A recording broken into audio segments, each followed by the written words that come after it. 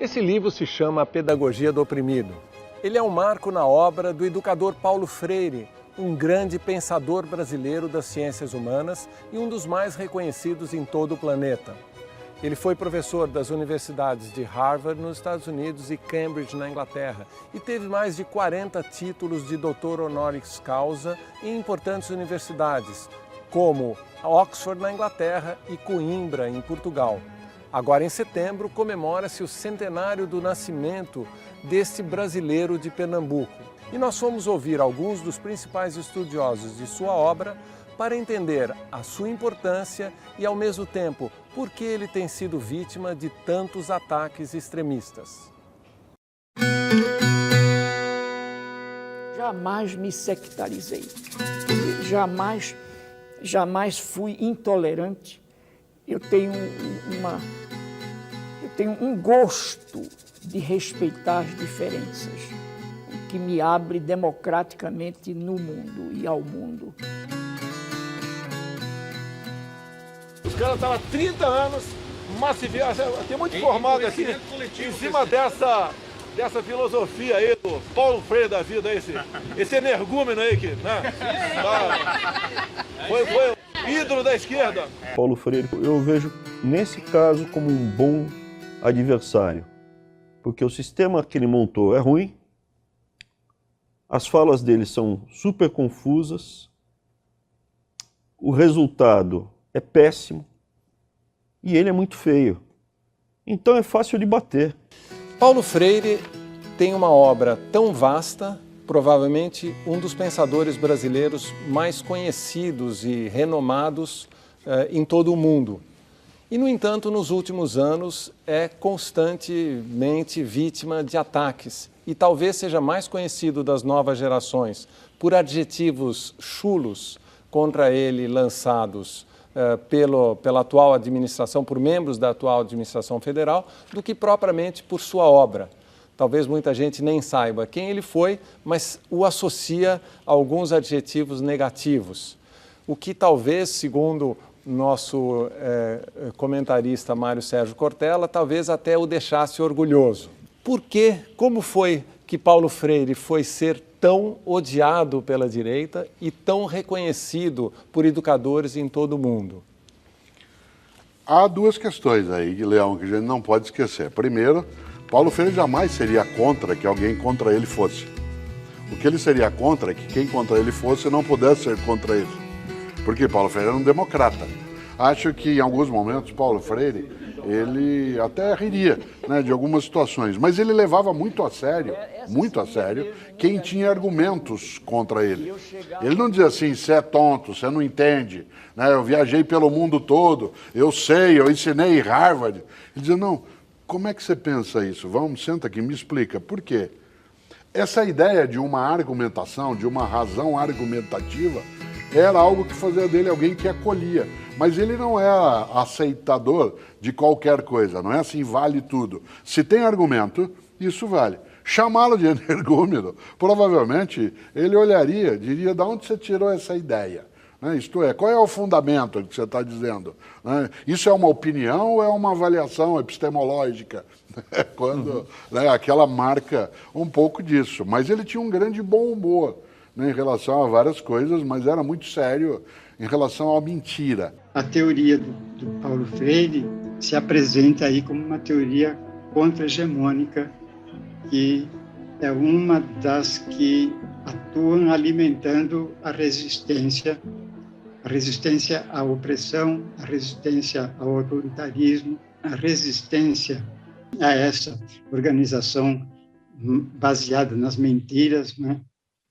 É um governo que se elegeu utilizando como estratégia eleitoral a mentira e depois erigiu a mentira como tática de governo. Eu acho bastante curioso que nós tenhamos chegado nessa efeméride, né, do centenário do Paulo Freire, justamente no momento dos achaques à educação que esse país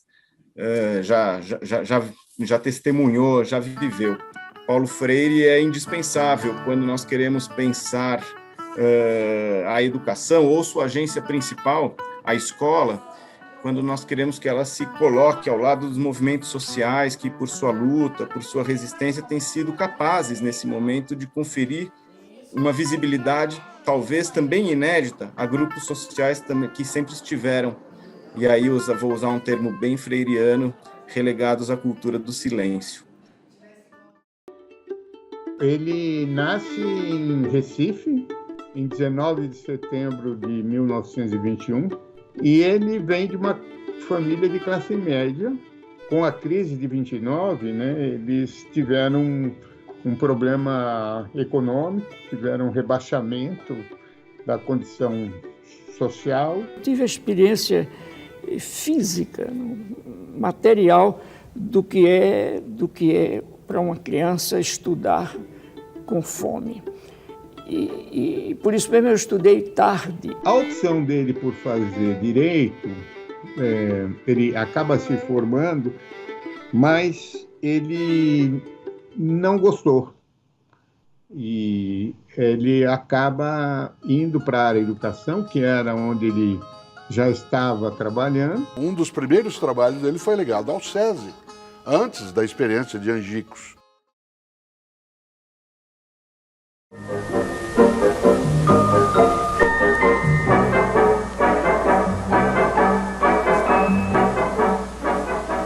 Em Angicos, uma pequena cidade no sertão do Rio Grande do Norte, à beira da antiga estrada de ferro, começaram uma revolução. É uma revolução de verdade, séria, bem organizada. Sua primeira fase durou apenas 40 horas. É uma pequena revolução cristã, o alvorecer de autêntica reforma de base que está repercutindo em todo o Brasil e que possivelmente logo envolverá o país inteiro. Paulo Freire dizia nos seus estudos preliminares, nós estamos numa estrutura de dominação, numa pedagogia do silêncio. O aluno ouve o que o professor manda e ele pratica conforme o que o professor mandou. Mas Angicos revirou a coisa de cabeça para baixo. Entende? Há um diálogo entre o coordenador e os alunos. Há um diálogo estimulado entre si, todos os alunos. E eles desempenharam esse papel. Ou seja, assumiram o poder de alguém que está se alfabetizando e alfabetizando simultaneamente os colegas. 15 universitários chegam a Angicos para tirar do escuro aquela gente. Voluntários sacrificaram as férias e o conforto de Natal para começar o processo revolucionário da educação. Vieram ao sertão para ajudar a salvar o Brasil com honestidade.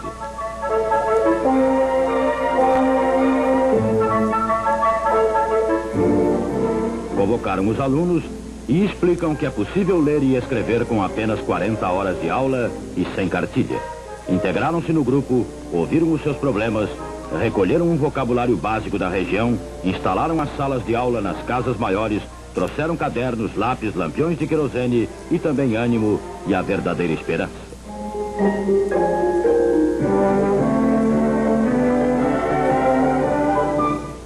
Belota é enfeite na rede de dormir.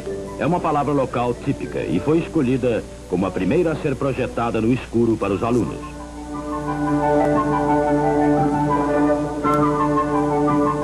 Assim como uma parede é feita de tijolos, um ao lado do outro, assim também se escrevem as palavras. Ninguém soletra B-E-B, é só juntar os tijolos, Belota. Então a gente fica sabendo da família do B, Ba, Be, Bi, Bo, Bu, do L, do T. Juntando um tijolo com outro tijolo surge uma palavra, bala, lata, tatu, bita. Bita ainda não foi inventada, mas é palavra. O método é simples, claro, eficiente. A grande ofensa política da metodologia de Paulo Freire foi que ele colocava em larga escala, dentro de um sistema político, em 1963, pessoas que antes eram colocadas à margem e, portanto, não participavam da escolha, o famoso curral eleitoral. Nesse sentido, por uma parte da sociedade naquele momento, aquilo foi uma ofensa. Concordo que pode ter assustado, mas não só os militares, porque antes de assustar os militares, assustou os detentores do poder político civil. Imagine que em Angicos se formaram 300 que eram analfabetos. Quando eles foram se inscrever com seus títulos eleitorais, havia 700 eleitores em Angicos. De repente, chegam 300 novos eleitores. Na última aula, que foi dada pelo Jango, o governador que tinha interesses políticos em divulgar a experiência, etc., convida o presidente da República, o Jango, para dar a última aula.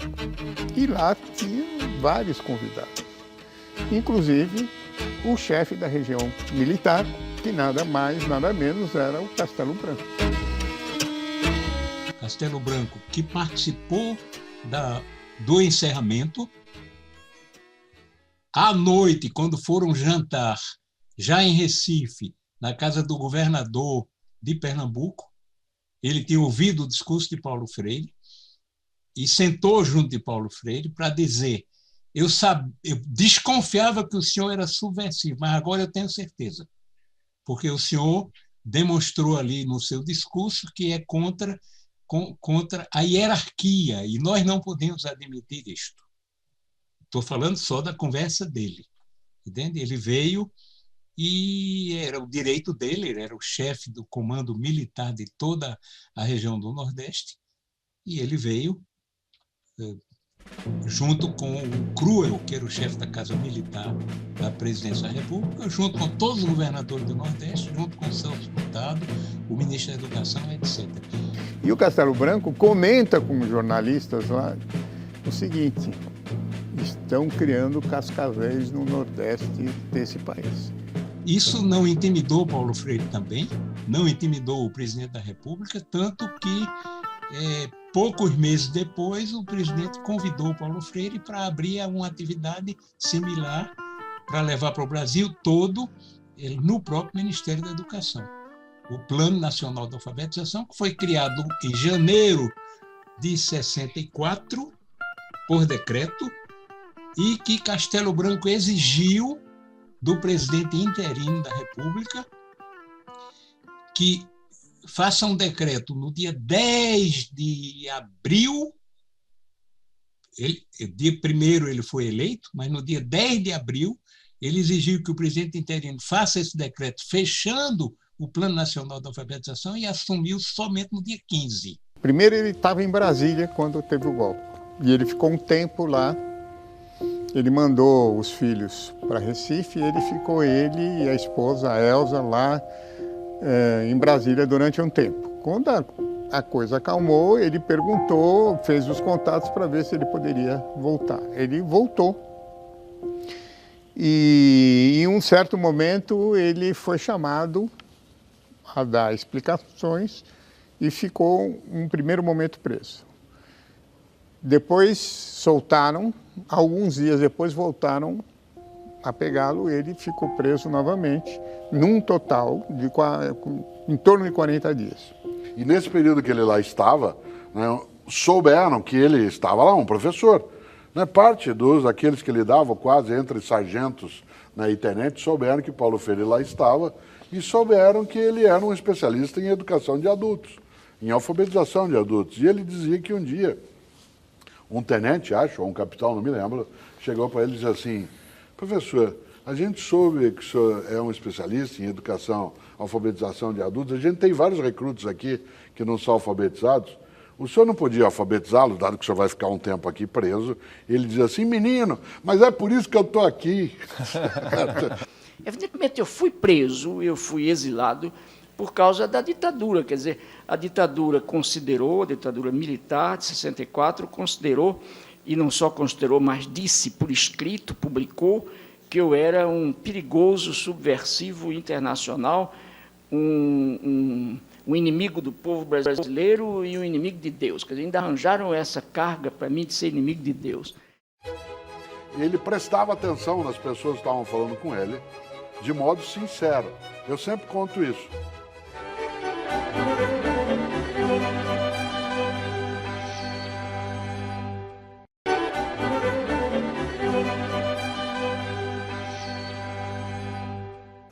O exílio de 16 anos enriqueceu a obra de Paulo Freire e fez o educador crescer para o mundo. No Chile, ele concebeu a teoria da pedagogia do oprimido. E na Suíça, onde trabalhava para o Conselho Mundial de Igrejas, ele ganhou projeção mundial. Participou também da alfabetização de populações pobres no continente africano. A trajetória de Paulo Freire no exílio começa pela Bolívia, em 1964, o ano do golpe militar. Ele viaja para o Rio de Janeiro para responder a uma CPI militar, aproveita e entra na Embaixada da Bolívia. Viaja para a Bolívia. Algum tempo depois tem outro golpe militar na Bolívia. Nas suas relações com a democracia cristã, ele conseguiu ir para o Chile, com o Frei. E lá foi um lugar onde ele produziu muito. Primeiro porque ele sistematizou a experiência daqui com educação como prática da liberdade. E segundo porque lá ele vai fazer o Pedagogia do Oprimido, que é o grande livro, vamos dizer, o livro mais conhecido internacionalmente. Ele achava em 68 que ele já tinha esgotado o tempo dele no Chile. E ele tinha dois convites, um para ir para os Estados Unidos e um para ir para o Conselho Mundial de Igrejas. Vamos dizer que os protestantes, a rede de protestantes, de uma certa forma, arrumou para ele ir para lá. E ele negociou de ficar 1 ano nos Estados Unidos, dando aula como professor visitante em Harvard. De lá ele muda para Genebra, passa 10 anos em Genebra, sendo que fazendo conferências no mundo inteiro. Nos últimos 5 anos, ele trabalhou basicamente nos países portugueses, vamos dizer, ex-colônias portugueses, que estavam refazendo todo o seu sistema educacional numa lógica de decolonial. Ali era morar na Suíça e trabalhar na África. Trabalhar na África. No final dos países recém-saídos das suas revoluções de guerras de libertação. Angola, Moçambique, Guiné-Bissau. São Tomé e tal. Com a anistia e o retorno ao Brasil, Paulo Freire continuou a produzir obras importantes como a Pedagogia da Esperança. Ele voltou à universidade como professor da PUC e teve a experiência de ser secretário municipal de educação da maior cidade da América do Sul. A chegada foi em 1980, um ano após a anistia, que pôs fim aos anos de chumbo da ditadura militar.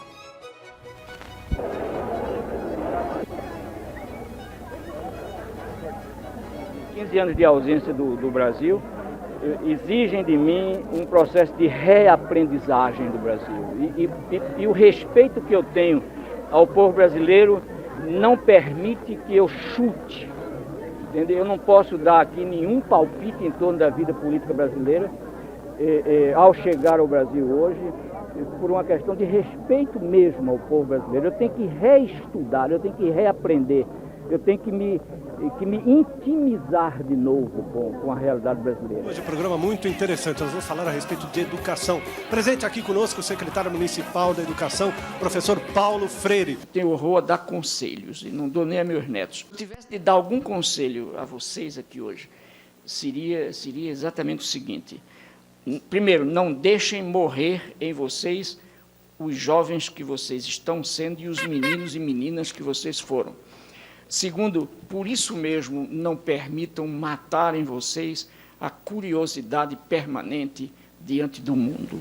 Quando ele era secretário de Educação, a equipe que com ele estava, da qual eu também fazia parte, eu fui secretário adjunto com ele também, né? Ele era um chefe, digamos que ele era a autoridade, ele era um chefe implacável em relação à organização, à coerência, né, à atitude metodológica, mas ele jamais aceitava que a gente não tivesse atenção à negligência. Nunca admitiu a negligência.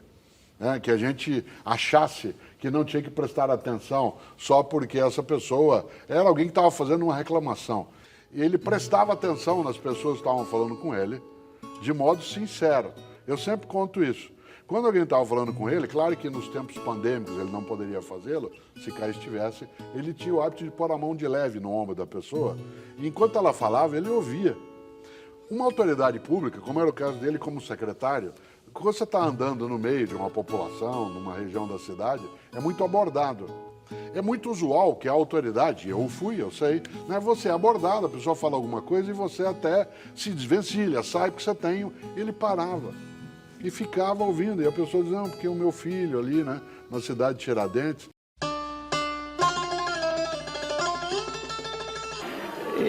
Eu recebi isso com uma enorme alegria, porque às vezes, ou quase sempre, um homem ou uma mulher que faz alguma coisa durante seu período de vida precisa morrer para 50 anos depois que morreu alguém descobrir o que a pessoa fez. E eu sou um dos intelectuais desse país e do mundo que vem sendo reconhecido ainda vivo. Quer dizer, então é bom, porque depois eu não ia nem saber. Quer dizer, e agora eu sei que me reconhecem.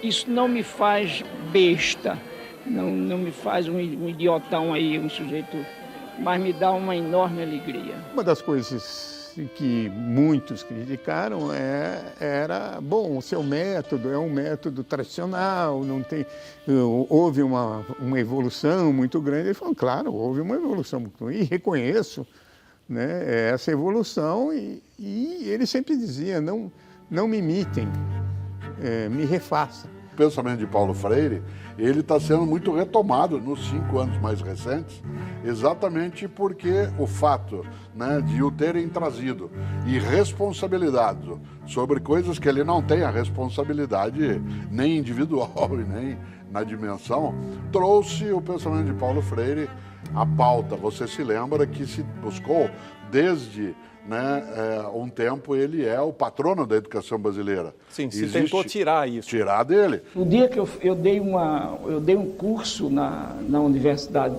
de Dar es Salaam, que é a capital de um país da África que se chama Tanzânia. Quando eu estava passeando nesse campus com o professor, de repente ele agarrou minha mão, entende? E ficou assim, de mão balançando. E eu dizia, meu Deus do céu, o que é que vão dizer em Pernambuco? Eu agora quero, ao recontar essa história, eu quero fazer uma declaração pública, quer dizer, indiscutivelmente a minha reação era uma reação machista, uma reação discriminatória, e eu quero dizer a vocês que eu evoluí muito, entende? E eu tenho um profundo respeito pelas opções dos outros, das mulheres que querem viver e exercer sua sexualidade com outras mulheres e dos homens que exercem a sua sexualidade com outros homens. Essa intervenção proposta pelo Paulo Freire, ela é uma educação comprometida com a transformação do mundo, né? Ela é uma educação que tem um horizonte sempre revolucionário, que ela visa a transformação do mundo. Eu comecei a dar aula aos 14, já tenho mais tempo dando aula do que sem dar aula de vida, então faz 16, 17 anos que eu dou aula, e nesse tempo o Paulo Freire tem sido basicamente um dos meus principais guias, né, na tarefa que eu tenho à minha frente, né? Pensar educação em termos freirianos, pensar educação para fora do sistema bancário, é saber que educação a gente não deposita em outra pessoa. O meu trabalho como drag queen é um trabalho de arte-educação. Existe um conceito também da pedagogia freiriana que é sobre a boniteza de ensinar, de que o ato de ensino ele precisa passar por um lugar de conforto, um lugar de preocupação estética, uma preocupação da pedagogia crítica com o prazer do ensino. O que eu consigo fazer através do meu trabalho como drag queen é fazer com que a experiência lúdica de educação ela de alguma forma mova novos afetos em quem participa dela. E eu acredito que novos afetos têm a capacidade de gerar novos efeitos e que com novos afetos e novos efeitos a gente pode construir novos mundos. Paulo Freire, desde o início dos trabalhos dele, na tese de doutorado, e desde o primeiro livro, que se chamou A Educação como Prática da Liberdade, sempre teve uma reflexão importante sobre comunicação. Eu, em 1982, eu era estudante, estava fazendo um trabalho que depois converti num livro chamado Babel, e eu quis entrevistá-lo sobre isso. E ele, então, imaginei que ele era um homem muito famoso, tinha acabado de voltar do exílio, imaginei que eu iria ao escritório dele, ia marcar hora e etc. Mas ele me recebeu e logo depois eu estava fazendo uma entrevista que foi maravilhosa, porque ele tinha muita clareza, depois de tantos anos no exílio, e tendo voltado da alfabetização de populações pobres na África, ele tinha muita clareza sobre a importância do domínio dos meios de comunicação para o exercício pleno da cidadania. Hoje, num mundo tão dominado por fake news, fica muito claro isso, como é preciso compreender o funcionamento dos meios de comunicação para poder se defender das fake news, das inverdades que circulam e que são tão dominantes. Ele deixa um legado vamos dizer, de um humanista, né, que reflete sobre a educação. Eu acho que o respeito à memória, né, de alguém e mais ainda ao centenário vem quando você coloca quais são de fato os méritos que essa pessoa carrega e, se for apontar, dada a ocasião, os deméritos, que o faça, né, com honestidade. Essa é a maior homenagem que pode ter a um grande brasileiro com um nome clássico, Paulo Régulos Neves Freire. Eu acho que não é possível existir humanamente sem sonhos, sem utopias, Veja bem, nós, mulheres e homens, somos seres, eu acho que é melhor dizer, viramos seres na história que não prescindem do amanhã. Quer dizer, nós somos seres em busca sempre de um amanhã que, por sua vez, não está ali à espera da gente, mas que é o resultado do que a gente faça pela transformação do presente que a gente vive com a iluminação do ontem que a gente viveu. Ora, se nós somos seres incapazes de